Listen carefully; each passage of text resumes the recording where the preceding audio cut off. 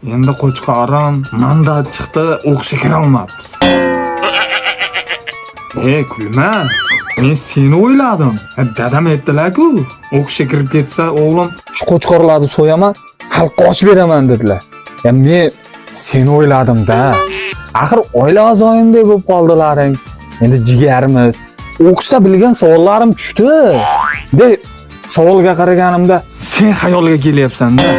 Student bo'lib maza qilib yurishdan seni yashashingni o'yladim-da jigar. Oshna mandat chiqibdimi? O'qishlar nima bo'ldi? Yuragimda siqib so'rama oshna. O'zing ezilib turibman shunda. Bir bal yetmay qoldi, bir bal. 28 balam to'playdimi? Tavakkaldan ham ko'p topsa bo'ladi. Meni hech kim ko'rmasin. Zeriktirib yubordi o'qishni nima bo'ldi deb. Oshna? Oshna o'qish nima bo'ldi? Kontraktga kiribman. O'qimayman kontraktda. O'qisam grantda o'qiyman. Bo'pti, gaplashamiz.